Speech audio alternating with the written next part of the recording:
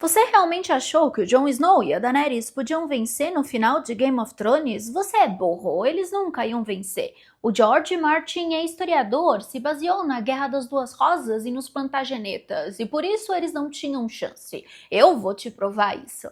Oi, coroados e curiosos, eu sou a Steph e bora acabar com as fantasias. Existe uma cena que se repete na história com uma regularidade que chega a perturbar quem estuda. Um homem velho numa cama grande demais, olhando para o teto e sabendo que fez merda.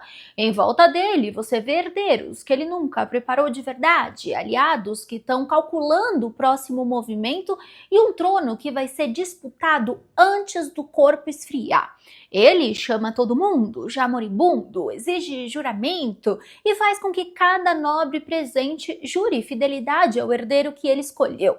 Não porque acredita que vai funcionar, mas porque sabe que no segundo em que fechar os olhos, alguém vai dizer que aquilo nunca existiu. Sempre foi assim. A diferença é que o George R.R. Martin assistiu a isso acontecer na história real e teve a decência de copiar direito. Se você acha que o Jon Snow perdeu porque era bonzinho demais, ou a Daenerys perdeu porque enlouqueceu no final, você realmente não entendeu nada. Eles não perderam por falta pessoal, caráter, ou porque a série piorou na 8ª temporada, embora isso seja verdade.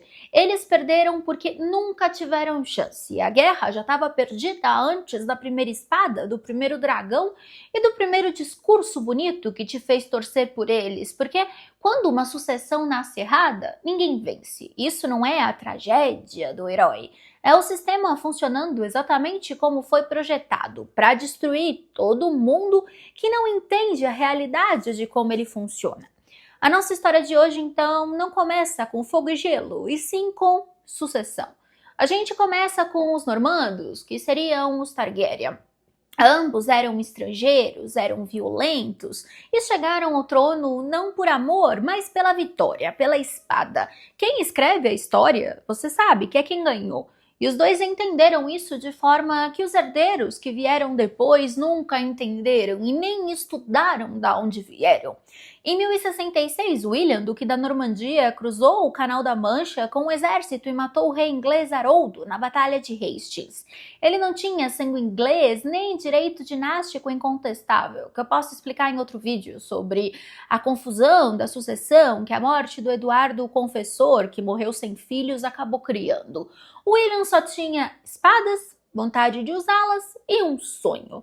Ganhou a batalha e foi coroado William I, ou William Conquistador. A legitimidade veio depois, fabricada por cronistas que ele financiou, juramentos que ele extraiu de nobres que não tinham escolha e por uma narrativa do direito divino dos reis que foi construída em cima de um fato muito simples. Ele venceu. O Aegon Targaryen fez a mesma coisa em Westeros. Chegou com dragões, onde William chegou com cavalaria normanda, posou num continente que não era dele e declarou que reinaria sobre esse reino. Não pediu permissão, foi lá e conquistou. E depois a genealogia foi escrita para justificar o que a força da espada já tinha decidido, ou no caso dos dragões. O detalhe que tanto a historiografia inglesa quanto a narrativa do Martin deixam claro é que a conquista não cria uma legitimidade, um direito ao trono instantâneo, cria um poder instantâneo, que é diferente. William precisou de décadas de administração, distribuição de terras para aliados normandos, construção de castelos e um sistema jurídico que amarrasse os nobres ingleses ao novo regime, para que a conquista virasse um reinado de verdade. O Aegon fez o mesmo, os pequenos conselhos, os guardiões das regiões e a construção da Fortaleza Vermelha. Tudo isso é administração após a conquista. É um trabalho chato e invisível que transforma a vitória em estado. E os dois só conseguiram porque o herdeiro imediato não precisou reconquistar, só precisou manter o que eles tinham conseguido. Aí o problema começa, quando o herdeiro que vem a seguir não consegue manter nada, que era a única coisa que se espera dele. William I e o Aegon são figuras que a história romantiza como conquistadores gloriosos, e tudo bem, porque os dois eram assustadores e conquistadores. O que nenhuma narrativa épica menciona com honestidade é o que acontece com os filhos e netos de conquistadores, porque o conquistador tem clareza, tem objetivo, ele quer dominar e vai lá e domina. Só que filho de conquistador tem um problema diferente. Herda o trono, não ganha o trono. E herdar é muito mais complicado do que conquistar, é sério, porque você não pode usar a mesma justificativa do pai para se manter no poder. William Conquistador morreu em 1087, dividiu o domínio entre os filhos, o Ducado da Normandia para Roberto Curtosi e o Reino da Inglaterra para William II. Já era o começo do problema, conquistadores que dividem em vez de unificar, criam rivalidade imediata entre os herdeiros. William II, chamado de Rufus porque ele era ruivo, morreu sem um herdeiro legítimo, numa caçada de forma suspeita. Dizem que pode até ter sido o irmão, que era mais novo, o Henrique, que tomou o trono antes que o irmão mais velho, Roberto, pudesse voltar da primeira cruzada onde estava. O Henrique I foi rei da Inglaterra e acabou tomando a Normandia do irmão também depois. Família unida, essa família é muito unida. A família foi unida pela conquista e dividida pela herança. Esse padrão se repete com os Targaryen, de forma que qualquer fã de House of Dragons reconhece imediatamente. Agora, existe um tipo de rei que a história adora e é absolutamente perigoso. Não é o cruel nem o louco, mas é o rei bom. O rei que todo mundo gosta, que governa com uma razoável competência, que não massacra os próprios súditos por prazer e que na hora de resolver a própria sucessão faz a coisa mais idiota possível. Confia que um juramento vai ser suficiente, porque ele foi legal o reinado inteiro. O Henrique I da Inglaterra era esse rei. Ele consolidou o reino normando, foi razoavelmente justo pelos padrões medievais e tinha exatamente um problema que ele reconhecia como problema. O único filho legítimo que tinha, William Adelin, afundou no navio branco em 1120. O Henrique ficou sem um herdeiro homem, mas tinha uma filha, Matilda, que era casada com o imperador Henrique V do Sacro Império Romano Germânico. O imperador acabou morrendo em 1125 e eles não tiveram filhos, fazendo com que a Matilda fosse chamada de volta pelo pai à Inglaterra. O pai a reconheceu como herdeira e em 1127 convocou toda a nobreza inglesa e o clero numa cerimônia formal, onde cada nobre presente jurou fidelidade a Matilda como sucessora do trono. O problema com esse juramento não é que os nobres eram desonestos, embora fossem, qualquer nobreza medieval não é exatamente a honestidade em pessoa. O problema era de estrutura. O Henrique I não construiu nenhum mecanismo concreto de forçar com que o julgamento fosse cumprido. A sua filha não tinha exército próprio, nem aliados blindados para garantir a transição, e nenhum acordo político com as grandes casas normandas, além da palavra dada numa cerimônia. E palavra dada sem força por trás, na política não vale nada. Ela se casou novamente com Geoffrey Plantageneta e foi para Anjou, atual França. Aí em 1135, quando Henrique I morreu, o sobrinho dele, Estevão de Blois, que também tinha estado na cerimônia de 1127 e tinha jurado fidelidade a Matilda, atravessou o Canal da Mancha, saindo da Normandia, e se declarou rei. Os nobres que tinham jurado fidelidade a Matilda começaram a calcular qual dos dois era mais conveniente apoiar. Era o começo de 19 anos de guerra civil, que os cronistas da época chamaram de o tempo em que o deus dormiu e seus anjos também. O Viserys I Targaryen é o Henrique I, palavra por palavra, rei pacífico e amado dentro do possível, com uma filha herdeira, a Rhaena, numa tradição que nunca havia aceitado mulher no trono. Rhaenyra, né? Não é Rhaenyra, eu sempre falo errado. Ele convocou também todo mundo e fez com que os nobres jurassem que ela seria a sucessora e acreditou que isso era suficiente. Não foi. Quando Viserys morreu, a sua segunda esposa, Alicent, agiu. O filho dela, Aegon II, foi coroado antes que a Rhaenyra soubesse que o pai tinha morrido. E os nobres que tinham jurado fidelidade a ela começaram o mesmo cálculo que os nobres normandos de 1135 fizeram. Quem tem mais a oferecer agora? Então foram 19 anos, o tempo em que a Inglaterra passou com 2 monarcas simultâneos, 2 exércitos, 2 conjuntos de aliados e nenhum estado funcionando de verdade, nenhum governo funcionando de verdade. Os historiadores, inclusive, chamam esse período de a anarquia. Então, de 1135 a 1154, a Matilda e o Estevão de Blois disputaram o trono da Inglaterra numa guerra civil que não tinha frente de batalha definida, não tinha objetivos militares claros, não tinha perspectiva de resolução por uma vitória decisiva. Era uma guerra de castelos, de alianças que mudavam de lado conforme a conveniência, de cidades que ora obedeciam um, ora o outro, e de campos que não eram plantados porque os camponeses fugiam dos exércitos de ambos os lados. A igreja tentou mediar, a nobreza tentou extrair o máximo possível dos dois, e o povo inglês, que não tinha nada a ver com isso, que também não tinha como influenciar nada, pagou a conta em fome, vivendo em um período caótico e cheio de violência, além de anos de estado completamente ausente. O paralelo com a dança dos dragões em House of Dragon é estrutural, não superficial. A Rhaena e o Aegon, Rhaenyra, replicam a Matilda e o Estevão ponto a ponto. Duplo governo com capitais diferentes, alianças móveis, onde casas nobres circulavam diariamente qual lado estava ganhando, e recursos militares que ambos os lados drenavam de territórios que precisavam desses recursos para sobreviver.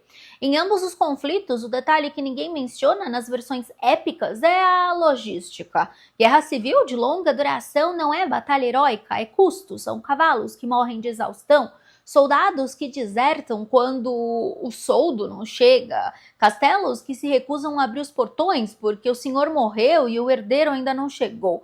É um estado inteiro sendo consumido pela pergunta de quem senta num móvel específico, o trono. E tem um detalhe que tanto na anarquia inglesa quanto na dança dos dragões fica escondido embaixo de toda a narrativa de quem tem direito ao trono. Os dois lados perdem, a Matilda não reina, a Rhaenyra não reina de verdade. Ambas têm direito e apoio, e as duas são destruídas, não por falta de mérito pessoal, mas porque a estrutura que deveriam ter construído ainda não existia. O trono sem estado por baixo é só um móvel. Imóvel, ninguém defende até a morte. Aqui é onde a história fica inteligente, de um jeito que Game of Thrones captou. Naquela época era inconcebível que uma mulher reinasse na cabeça do medieval. A Matilda saiu da Inglaterra em 1148, depois de 13 anos de guerra que não produziram vitória definitiva. O Estevão continuou no trono, mas o filho da Matilda, o Henrique Plantageneta, que ela tinha treinado, educado e introduzido à política inglesa, acabou fazendo um acordo com o Estevão, estava todo mundo cansado. Isso em 1153, que dizia que o Estevão seria rei pelo resto da vida e o Henrique seria o herdeiro reconhecido. O Estevão morreu em 1154, menos de um ano depois. O Henrique II subiu ao trono e inaugurou a dinastia Plantageneta, que governaria a Inglaterra por 3 séculos. A Matilda perdeu a guerra e a dinastia dela venceu a história. O filho da Rhaenyra Targaryen foi o Aegon III, que sobreviveu à Dança dos Dragões e eventualmente chegou no trono, e cujos descendentes governaram Westeros por décadas depois do conflito. O padrão é idêntico. A mulher que lutou pelo direito ao trono acabou não reinando de fato. O filho que ela criou e preservou reina, e a linhagem que ela representa continua. Isso não é derrota, é uma transferência de investimento. As duas, a Matilda e a Rhaenyra, entenderam ou tiveram que aceitar que o legado não é o seu próprio reinado, é o que a geração seguinte faz com que você construiu, e com o trono nas mãos. Mas tem uma camada que essa conclusão bonita esconde: quanto custou. A anarquia inglesa custou 19 anos de fome e violência. A Dança dos Dragões custou dragões, que são literalmente a arma estratégica mais poderosa que os Targaryen tinham. No final da Guerra Civil fictícia, os dragões estão extintos. O que a Rhaenyra lutou para preservar, a própria guerra destruiu. A Matilda fez o mesmo. O custo de preservar o direito dela ao trono foi destruir a capacidade do reino de funcionar por quase 2 décadas. Algumas derrotas são apenas atrasos, mas o atraso tem um preço. E o preço é pago sempre por quem não estava disputando o trono. o povo. Depois da conquista e da guerra civil, quando uma dinastia finalmente estabiliza, acontece a coisa mais antiépica possível: burocracia.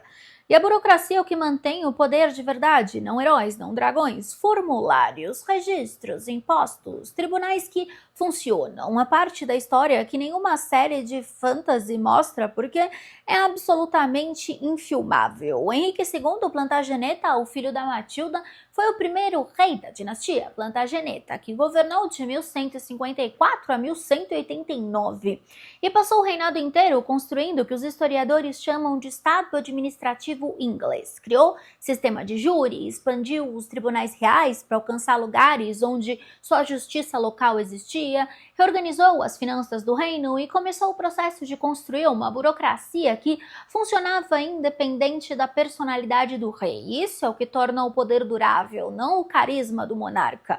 A máquina que continua funcionando quando o monarca está ausente, doente ou morto.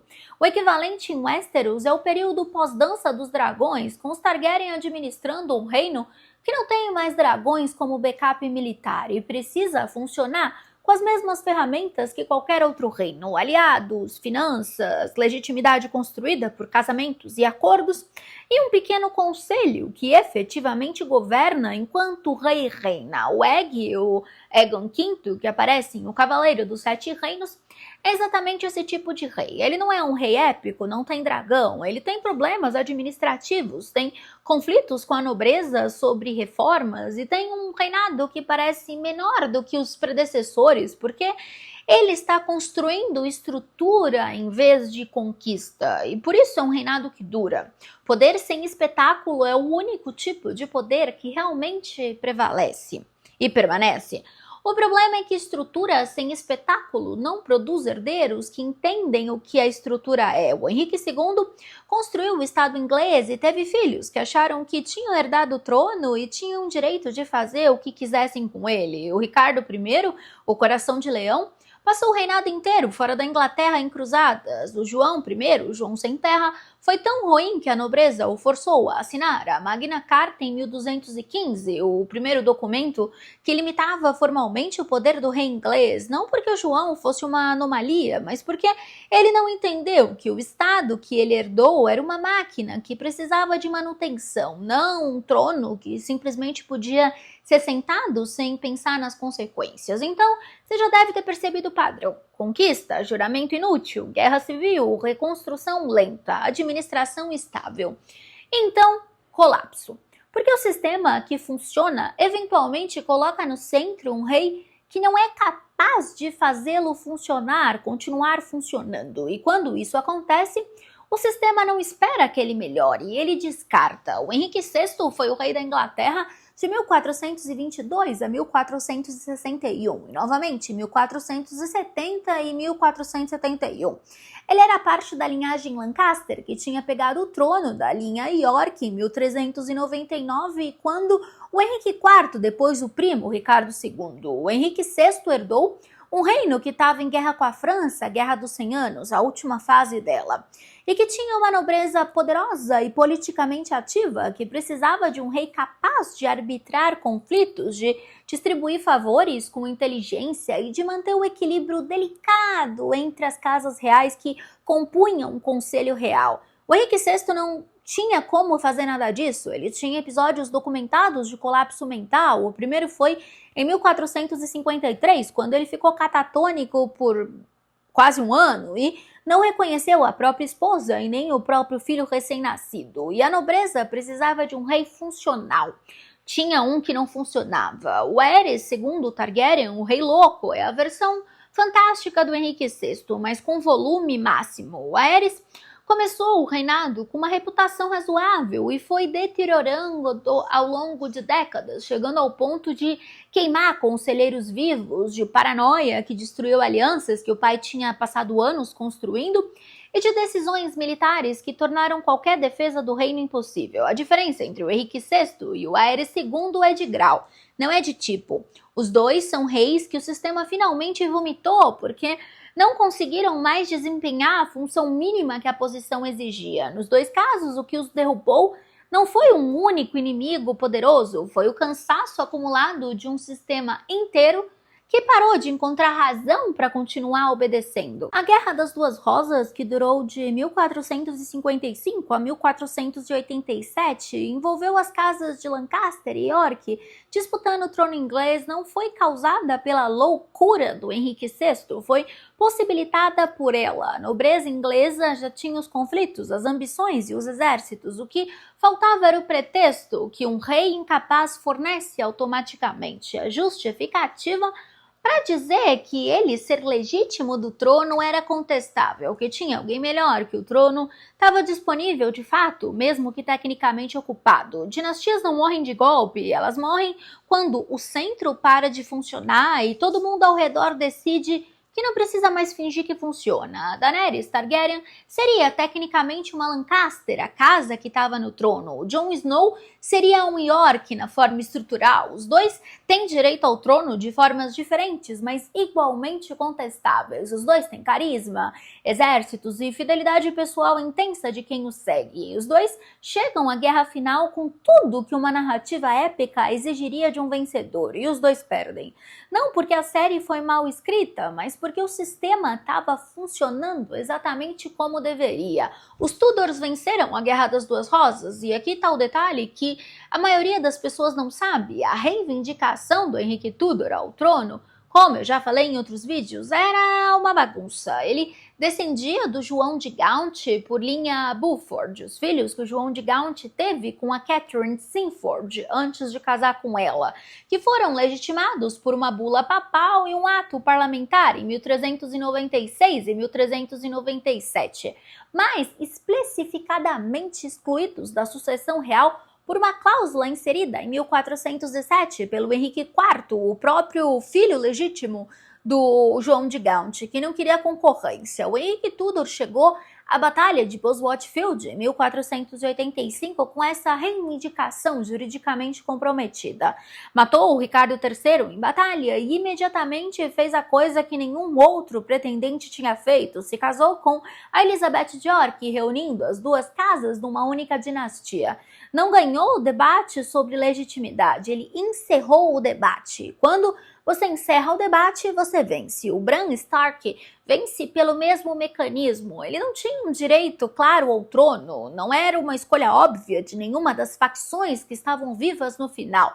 Mas quando Drogon derrete o Trono de Ferro e a Daenerys está morta, o Jon Snow se recusa a reivindicar o próprio direito, e a Sansa, que é o norte independente, ou seja, nenhuma das grandes casas consegue concordar em mais nada, o Bran é o candidato que ninguém vai matar porque ninguém quer começar outra guerra. E em 1485 era exatamente o Henrique Tudor, o homem que as casas rivais conseguiram aceitar porque o custo de continuar brigando era maior que o custo de aceitar ele. Quem vence não era o herdeiro mais legítimo, é o organizador do pós-guerra. O Jon Snow e a Daenerys nasceram certos, tinham sangue, história e direito. O que eles não tinham era Estado, ou seja, estrutura administrativa, a rede de alianças amarradas por interesse concreto e a capacidade de encerrar o conflito em vez de vencer uma batalha. A história, infelizmente, não premia quem merece. A história não lê o seu prontuário de boas intenções e decide dar o trono para a pessoa mais digna. A história premia quem consegue fechar a conta da guerra, quem consegue construir a estrutura que mantém o poder depois que a batalha acabou, quem consegue transformar a vitória em Estado antes que os inimigos se reorganizem e quem consegue, no final das contas, encerrar o ciclo de vez. O Jon e a Daenerys nasceram no lugar certo, no momento certo e com os aliados certos, mas chegaram tarde demais. Não tarde para o trono, tarde para o reino. E essa é a diferença que a história real ensinou e que Game of Thrones, no fundo, sempre soube contar. Westeros e também a Inglaterra medieval têm a mesma lição. O trono é consequência, o Estado é o objetivo, e quem confunde os dois perde o jogo dos tronos. E eu espero que você tenha gostado desse vídeo. Nossa, eu consegui resumir a história da Inglaterra desde o William Conquistador até a Guerra das Duas Rosas, ou seja, quase 500 anos. Eu espero que você tenha gostado. Se você gostou, se inscreve no canal, ativa o sininho e vira membro. Nós temos vídeos novos todos os dias, às 8 horas da noite. Um beijo grande, bora torcer pro Brasil e até o próximo Stepflix.